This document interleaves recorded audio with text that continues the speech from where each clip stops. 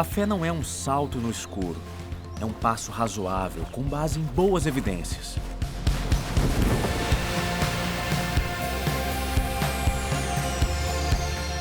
Em alguns aspectos, a fé é como uma viagem.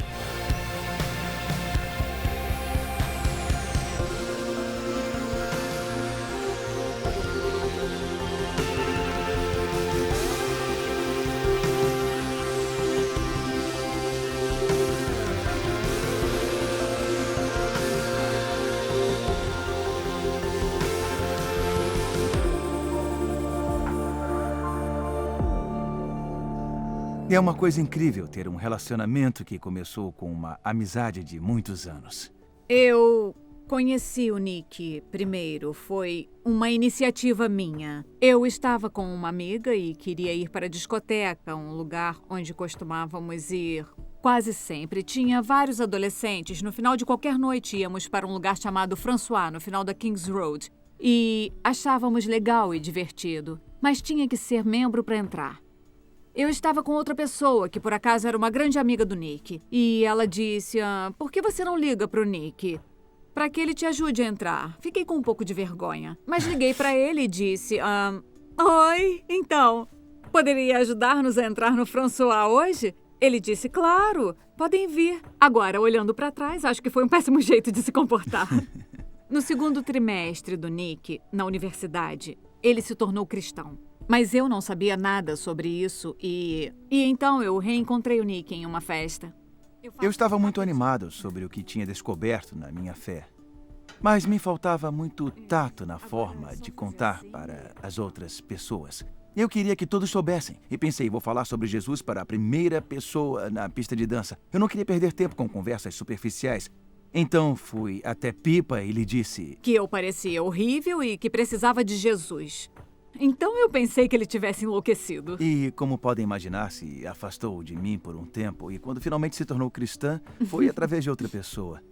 E, de fato, nunca houve nada romântico entre nós. Era só um amigo, um conselheiro.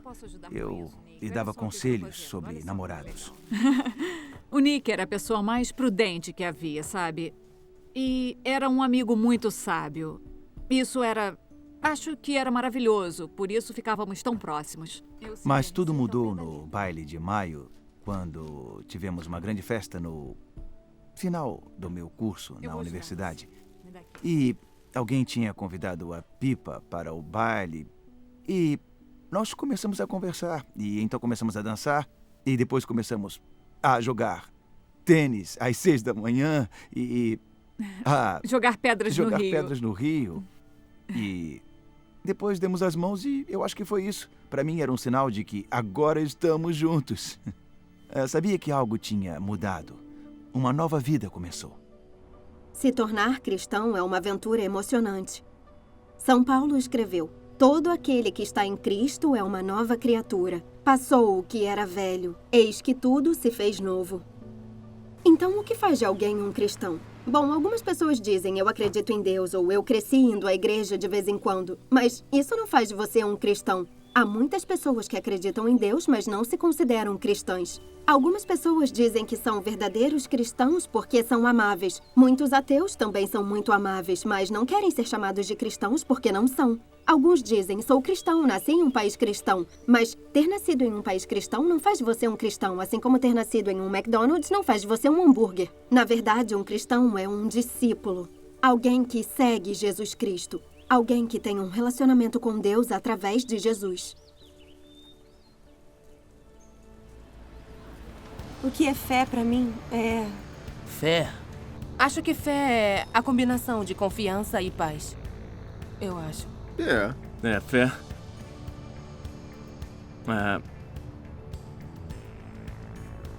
Foi mal, não faço ideia. São boas perguntas. É confiar, Eu sou crismado, isso ajuda? Eu sou cristão anglicano, então eu vou à igreja por causa da minha avó no Natal e na Páscoa. É crer sem ver. E ele também tem fé de que depois dessa entrevista nós vamos comer alguma coisa, não é? Comer. Eu não acho que fé tem a ver com religião. Hã? Eu não sei como descrever fé. A fé é acreditar em alguma coisa mesmo que você não a tenha visto.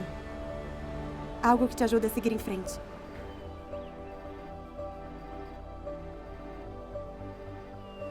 A jornada de cada um na fé é diferente. Algumas pessoas sabem a hora e o local exatos em que se tornaram cristãs. Outras pessoas dizem, sabe, eu nem me lembro de não ser cristã. Outros dizem, bom, houve um tempo em que eu não era cristão e eu sei que agora eu sou cristão, mas eu não sei dizer exatamente quando aconteceu. Foi todo um processo. O que importa é saber que você chegou, que agora você é cristão e que se dá conta disso. O que significa ter fé, ser cristão? No Evangelho de João é explicado assim: aos que o receberam, aos que creram em seu nome, deu-lhes o direito de se tornarem filhos de Deus. João está dizendo que esta é a relação de amor mais íntima possível. É como um pai com seu filho. Em outras passagens, ele compara com o amor de um amante ou de um amigo. No Novo Testamento há também a analogia do esposo e sua esposa. É um relacionamento próximo e íntimo. E se você é casado, você sabe que é casado. E se você é cristão, você pode saber que é um cristão. Deus quer que você tenha certeza disso. João diz, escrevi-lhes estas coisas a vocês que creem no nome do Filho de Deus, para que vocês saibam que têm a vida eterna. Você consegue saber que é cristão, consegue saber que está na relação e consegue saber que você tem a vida eterna. Então, no que esta fé, esta confiança está baseada? É um passo de fé baseado em evidências, é baseado em fatos, não sentimentos. Se você me pedir evidências de que sou casado com a Pipa, eu poderia mostrar a minha certidão de casamento. Além do meu amor evidente por ela, isso prova que a Pipa e eu estamos casados. Se você me perguntar como sei que sou cristão, eu apontaria um documento. A Bíblia, a Palavra de Deus. Nosso conhecimento sobre Deus é baseado nas promessas de Deus. Em Romanos 10, 17, Paulo diz, a fé vem por ouvir a mensagem, e a mensagem é ouvida mediante a palavra de Cristo. Você já deve ter experimentado isso gradualmente no Alfa enquanto ouvia as palestras e discutia em seus grupos. Mas a minha experiência foi, quando li a Bíblia, eu me convenci de que era verdade. A fé, para mim, veio por ouvir, e pude ouvir ao ler a Bíblia. A Bíblia é a maneira de relacionar-se com Deus. Falaremos disso em mais detalhes depois. Mas você pode ler a palavra de Deus e começar a colocá-la em prática. Por exemplo, uma promessa que Jesus nos dá está em Apocalipse, capítulo 3, versículo 20. Jesus diz o seguinte, eis que estou à porta e bato. Se alguém ouvir a minha voz e abrir a porta, entrarei e cearei com ele e ele comigo. Roman Hunt, o artista pré-rafaelita, ilustrou este verso com uma pintura, chama-se A Luz do Mundo. E está exposta aqui na Catedral de São Paulo. Jesus, a luz do mundo, está em frente a uma porta, coberta de era e ervas daninhas. A porta representa a porta da vida de alguém. Esta pessoa nunca convidou Jesus para entrar em sua vida. Jesus está em pé em frente à porta e bate.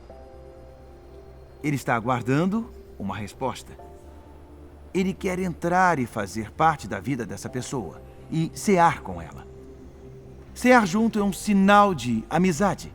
E Jesus oferece essa amizade a todos que abrem a porta de suas vidas a Ele. Alguém disse para Roman Hunt que ele tinha cometido um erro. Disse-lhe, você esqueceu de pintar uma maçaneta na porta. Não, ele respondeu. Eu que decidi. Há uma maçaneta, mas está por dentro.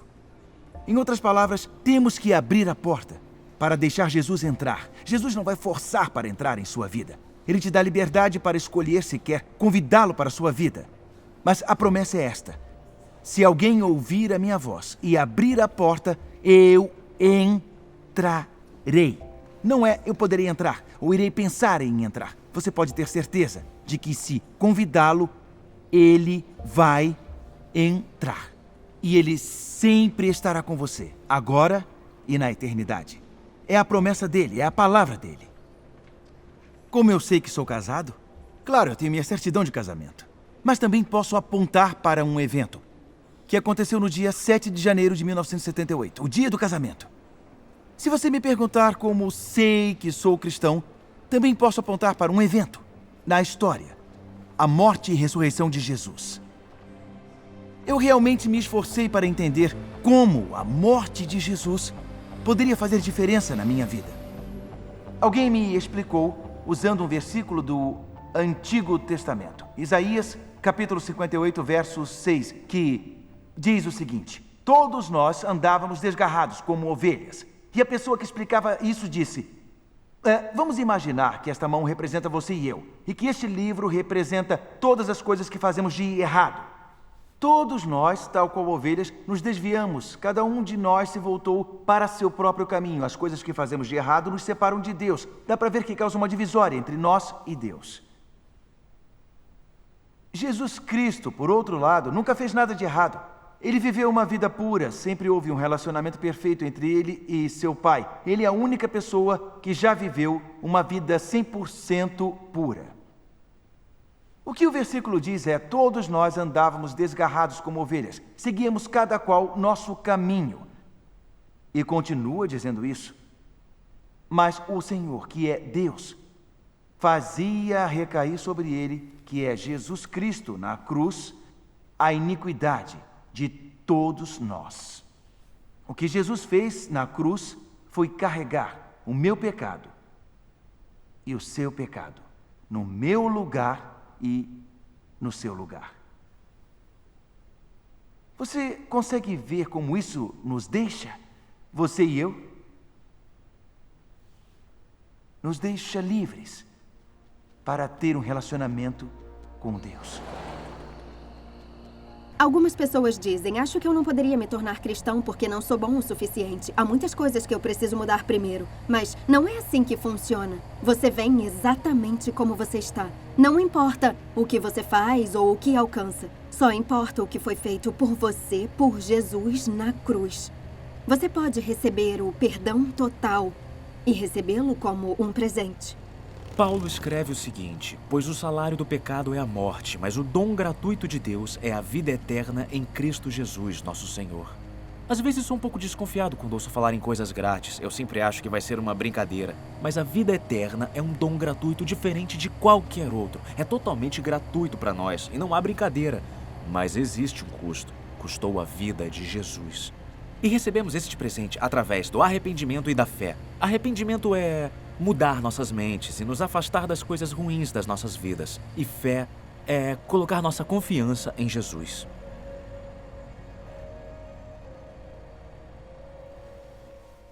Eu me lembro de crescer numa casa onde eu pulava na mesa da cozinha e via um pau branco. E eu não entendia o que era.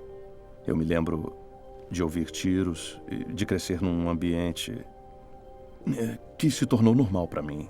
Eu fui criado em meio a um cartel de drogas e tive uma família ligada à máfia. Eu via drogas em todos os lugares à minha volta. Depois eu perdi a minha noiva e acabei indo parar na prisão. E esse, para mim, foi o fundo do poço. Foi o fim do caminho. Eu não sabia como sair daquilo, eu só podia me voltar para Jesus. Eu estava naquela situação, mas eu sabia que Deus poderia me redimir. Aí eu comecei a mudar dentro da prisão. No momento em que aceitei Jesus, eu não mudei quem eu era. Eu aceitei quem eu era e me tornei quem Jesus queria que eu fosse. E eu achei um propósito, um significado, esperança. Deus pegou algo quebrado e fez uma bela obra de arte. E agora eu estou vendo a minha vida ser resgatada. A história da redenção. Agora eu tenho uma linda esposa, um filho. Agora eu faço parte de uma comunidade de fé, esperança e amor. Em certo sentido, todos nós exercemos nossa fé todos os dias. Se você está sentado em uma cadeira, então você está exercitando sua fé agora. Você não sabe como essa cadeira foi feita, nem quem fez, mas confia que ela não vai quebrar fazendo você cair. Fé é confiança. E você não pode provar conclusivamente que Deus existe ou não existe. Crer tanto na existência e na não existência de Deus exige fé. Ser cristão é ter fé em Jesus, é confiar em uma pessoa. Tem um documento. Minha certidão de casamento, um evento na história, dia do meu casamento, mas também posso apontar uma outra evidência de que sou casado, a experiência de ser casado com Pippa nas últimas 4 décadas. E se você me perguntar como sei que sou cristão hoje, posso apontar para as décadas de experiência. E isso vem do Espírito Santo. O Espírito é o Espírito de Jesus que vem viver dentro de você. Jesus disse que o Espírito Santo é como o vento. Você não pode ver o vento, mas você pode saber que ele existe, porque você vê seu impacto e seu poder.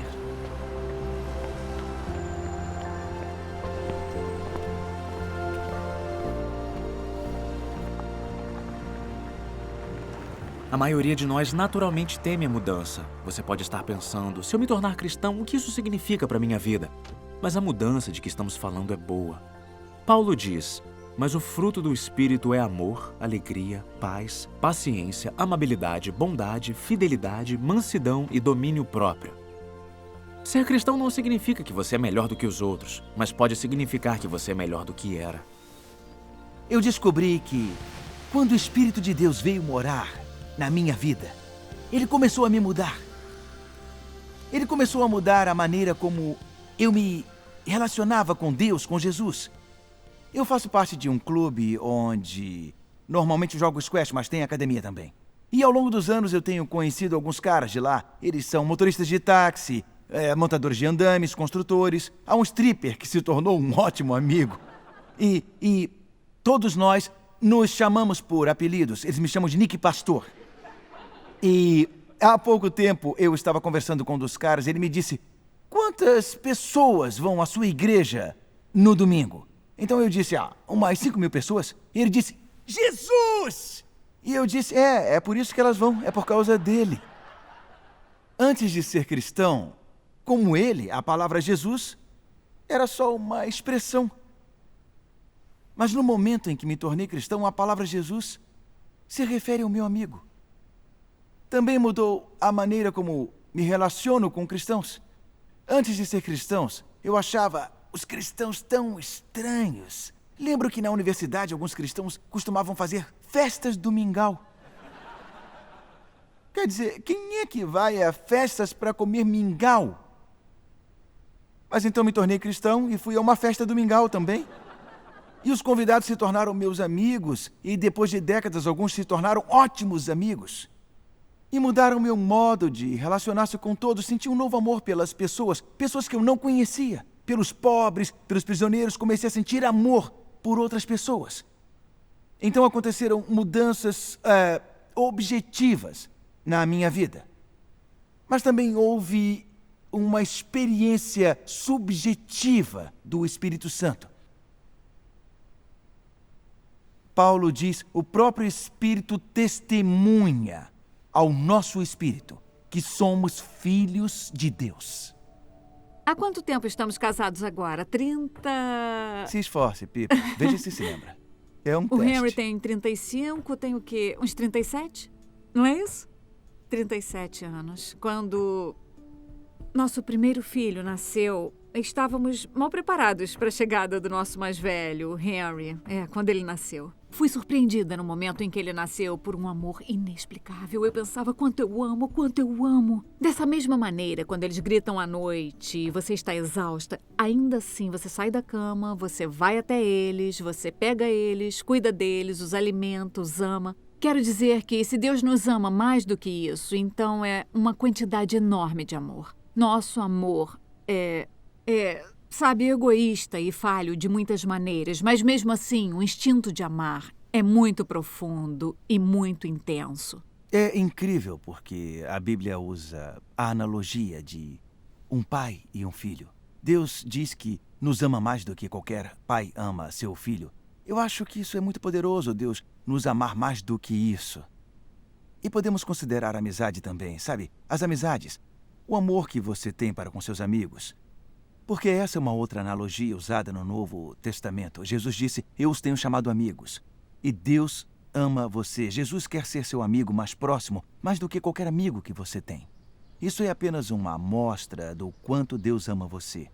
E na amizade com Deus, se você tem um bom modelo de casamento, isso lhe dá uma visão sobre o amor de Deus para você. Se tem um bom modelo de pai e filho, seja a partir dos seus pais ou a partir do seu amor para os seus filhos, ou então pode ser vendo outra pessoa, não tem necessariamente que experimentar por si mesmo, mas você pode ver em algum casamento próximo, você pode pensar, uau, eles realmente se amam e Deus me ama ainda mais do que eles se amam.